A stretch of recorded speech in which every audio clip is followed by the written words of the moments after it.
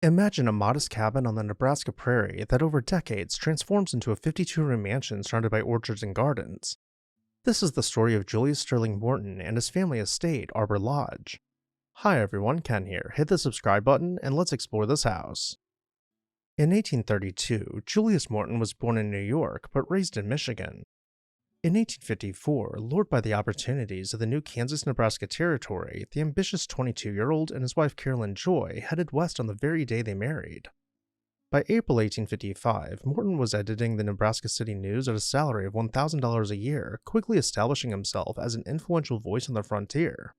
He plunged into local politics, serving in the Nebraska Territorial Legislature by the late 1850s. In 1858, President Buchanan appointed him Secretary of Nebraska Territory, a role in which Morton even acted as territorial governor until 1861. Though Nebraska's politics later shifted and Morton's pro-slavery views made him too controversial to win statewide office, he remained a towering figure in the region nonetheless. Morton's influence stemmed not only from politics, but also from his success as a gentleman farmer. He and Caroline invested her dowry to purchase 160 acres near Nebraska City and build their first home. Naming their homestead Arbor Lodge was no accident. From the start, they planted extensive trees on the barren plains at Caroline's insistence.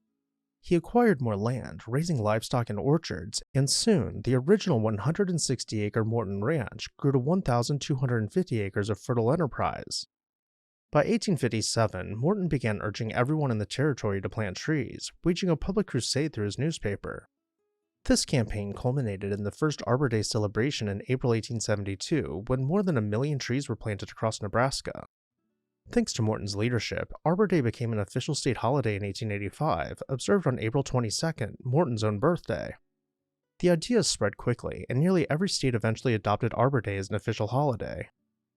In 1893, President Grover Cleveland appointed Morton U.S. Secretary of Agriculture, bringing the prairie tree planter to Washington, D.C. He served in Cleveland's cabinet from 1893 to 1897, where he continued to champion conservation and scientific farming. Morton's stature and wealth were now firmly established. He was often called the father of Arbor Day, and his influence in Nebraska earned him the affectionate title of elder statesman. All 4 of Julius and Caroline's sons became high achievers as well. In a minor but interesting footnote, their eldest son Joy Morton moved to Chicago and became a salt industry magnate, founding the Morton Salt Company. Another son, Paul, even served as U.S. Secretary of the Navy under Theodore Roosevelt. Now, about the Morton family homestead. Morton's original home in 1855 was a simple single-story frame cottage, just 4 rooms, each warmed by a fireplace.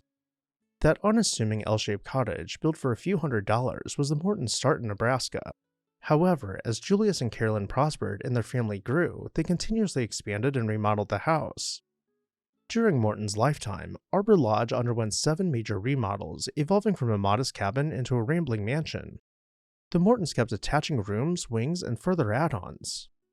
The most dramatic transformation came after Julius Morton's passing. In 1903, his eldest son Joy took over Arbor Lodge and decided to make it truly grand. Joy Morton hired architect Jarvis Hunt, a prominent Chicago architect, to redesign and enlarge the house into a 3-story, 52-room mansion.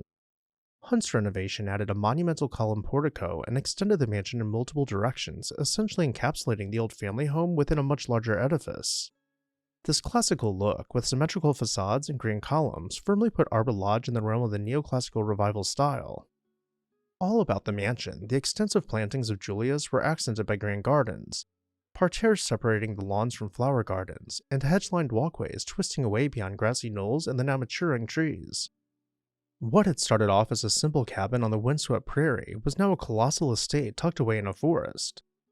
Let's climb the stairs and make our way below the portico, passing between massive columns to find the main entrance. Stepping inside, we arrive in the stair hall, facing an extra-wide bifurcated staircase. With so many additions added onto the house, we'll see quite the mix of styles as we go through. First, we'll head into the living room, where neoclassical influences from the latest edition continue. Here we find fluted pilasters and dentil molding, accented by modern-for-the-time wallpaper. From the corner of the room, we can imagine the gentle notes of the piano drifting through the air as the family takes turns playing throughout the day.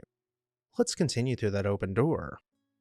This leads us to the sunroom, where a massive stained glass Tiffany skylight allows the sun to shine down on us from overhead. Now, had we headed the opposite direction from the stair hall, we would have found the library, finished out in the emerging arts and crafts style. The dining room was from a much older portion of the house and went through many changes over the years. At one point, it saw arts and crafts influences while retaining key pieces of its 1800s finishes. And in earlier times, it had an Eastlake flair, opening to a proper 1880s parlor filled with antiques and topped off with busy ceiling paper. As we dive deeper into this labyrinth, we find a time capsule revealing older spaces with each door we open. Some rooms retain their Eastlake architectural finishes, even if the wallpaper has long since been stripped down and utilities introduced to the house. There are tons of bedrooms we could explore, with each being unique. However, down in the basement we find something more amusing, an in-home bowling alley, one of the earliest of its kind.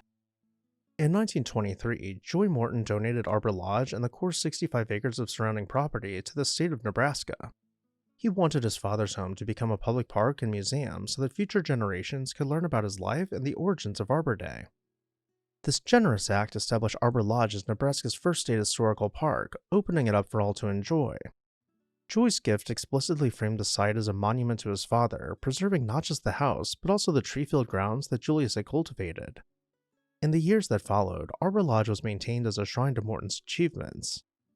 Many of the Mortons' original furnishings, books, and personal items were kept on display, and even some of Morton's agricultural experiments, such as unusual tree species he planted, could be observed by visitors.